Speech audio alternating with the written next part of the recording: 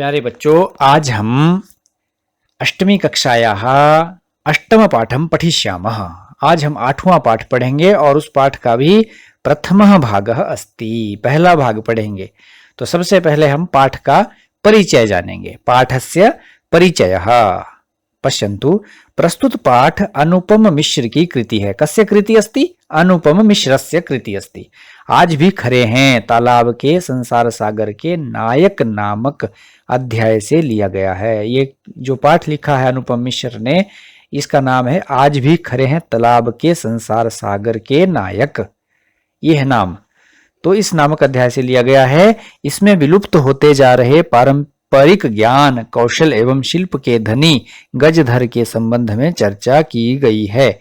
पानी के लिए मानव निर्मित तालाब, बावड़ी जैसे निर्माणों को लेखक ने यहाँ संसार सागर के रूप में चित्रित किया है। संसार सागर किसे कहा गया है? लेखक ने संसार सागर कहा है जो हमारे गांव में, हमारे आसपास जो पानी के प्राकृतिक स्रोत बनाए गए हैं, जैसे बावड़ी है, कुआं है, तालाब है, खड्डे हैं, ये सारे झीलें, नदियां, छोटी छोटी जो खड्ड हैं, ये सारे जो हैं ये संसार के सागर के रूप में चित्रित किए गए हैं, ठीक है, जिन्हें आप देखते भी हैं। तो आइए इस पाठ को हम पढ़ें। प्यारे बच्चों, पाठ्य वस्तु को मैं पहले पढ़ूंगा, आप सुनिए, उसके बाद आप मेरे बाद बोलना। पाठ्य वस्तु। के आसन ते अज्ञात नामानः शतशः सहस्रशः तडागाः सहसैव शून्यात् न प्रकटीभूताः। इमे एव तडागाः अत्र संसारसागराः इति। एतेषाम् आयोजनस्य नेपथ्ये निर्मापयित्रीणाम् एककं, निर्मातॄणां च दशकम् आसीत्। एतत् एककं दशकं च आहत्य शतकं सहस्रं वा रचयतः स्म। तो प्यारे बच्चों, अब आप जिस शब्द का मैं उच्चारण करूं, आपने भी उसी शब्द का ठीक वैसे ही उच्चारण करना है। तो बोलिए, के आसन ते अज्ञात नामानः शतशः सहस्रशः तडागाः सहसैव शून्यात् न प्रकटीभूताः।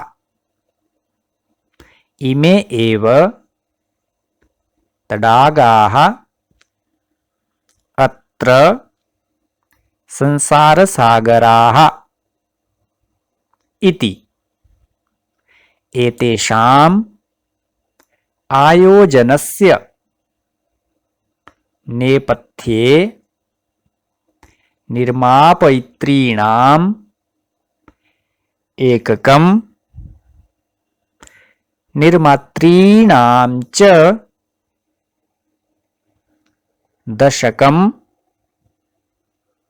आसीत्। एतत् एककं दशकं च आहत्य शतकं सहस्रं वा रचयतः स्म। हाँ, इस प्रकार से आपने इसका वाचन कर लिया। अब आइए देखते हैं शब्दार्थों को। शब्दार्थाः। देखिए कठिन शब्दों के अर्थों को। अज्ञात नामानः। अज्ञात नामानः का अर्थ है अज्ञात नाम वाले। आज जिनके नाम अज्ञात हो चुके हैं, हमें उनके नाम भी पता नहीं है, उनको कहा गया है अज्ञात नामानः। सहसैव, इसमें दो शब्द हैं, सहसा धन एव, संधि होकर के सहसैव बना है, जिसका अर्थ है अकस्मात, अचानक। प्रकटीभूताः। प्रकटीभूता का अर्थ है प्रकट हुए। आयोजनस्य। आयोजनस्य का अर्थ है आयोजन के। नेपथ्ये। नेपथ्य का अर्थ है पर्दे के पीछे, ठीक है। अगला शब्द है निर्मापयित्रीणाम। निर्मापयित्रीणाम का अर्थ है बनवाने वालों की, काके की। षष्ठी विभक्ति का बहुवचन है तो क्या हो गया? बनवाने वालों का, के, की, जो भी फिर प्रसंग के अनुसार हम अर्थ ग्रहण करेंगे। एककम, एककम का अर्थ है इकाई। निर्मात्रीणाम, निर्मात्रीणाम बनाने वालों की, यहाँ शब्दों को देखना, एक है निर्मापयित्रीणाम, उसका अर्थ है बनवाने वालों की, और दूसरा शब्द आया है निर्मात्रीणाम, इसका अर्थ है बनाने वालों की। दशकम दहाई, आसीत थी, आहत्य, आहत्य का अर्थ है कुल मिलाकर, ठीक है। तो शतकम सैकड़ों, सहस्रम हजारों, वा का अर्थ है या। रचयतः, रचयतः बनाते, स्म थे।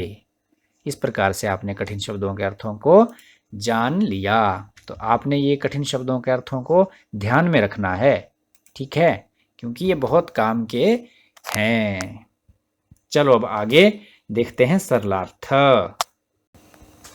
प्यारे बच्चों, पंक्ति के अनुसार सरलार्थ देखिए। पहली पंक्ति थी के आसन ते अज्ञात नामानः, क्या अर्थ हुआ? कौन थे वे अज्ञात नाम वाले।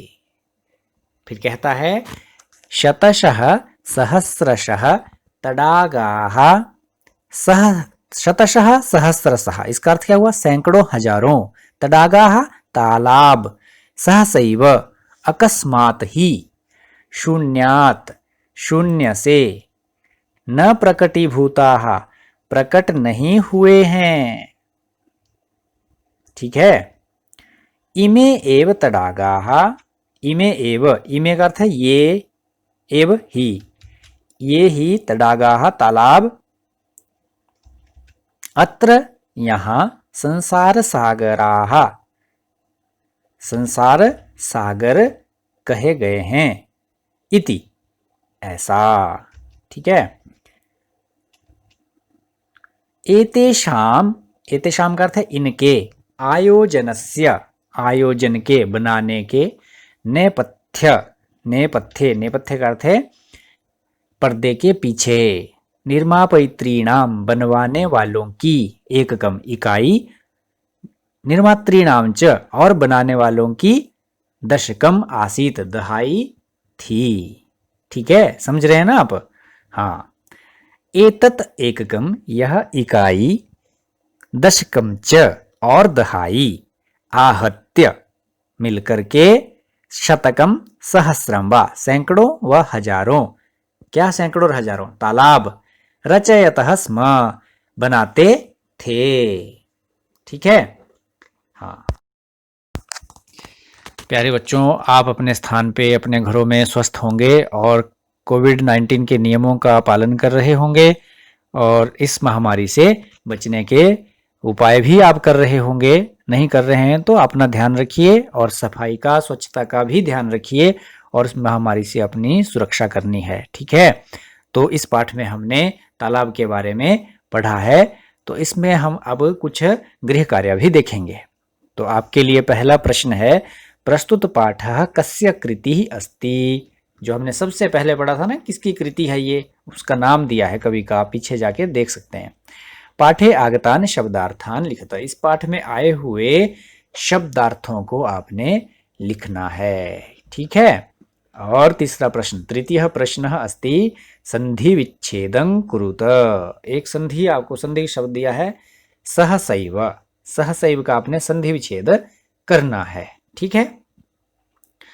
तो चौथा प्रश्न और अंतिम प्रश्न है आपके लिए, चतुर्थः प्रश्न अस्ति शब्दार्थान लिखत। नीचे कुछ शब्द दे रहा हूं, इनको आपने लिखना है। शब्द हैं एककम, दशकम, सहस्रकम, शतशः, सहस्रशः, ठीक है। ये आपको कुछ 4-5 शब्द मैं यहाँ दे रहा हूँ, आपने इन शब्दों को लिखना है अपनी कॉपी में। इनके अर्थ भी लिखने हैं, शब्द ही नहीं लिखने हैं, शब्दार्थ लिखने हैं। शब्दार्थान लिखत एवं प्रश्न अस्ति, अतः ये शब्द आपने लिखने हैं और अपना भी ध्यान रखना है, ठीक है। हाँ।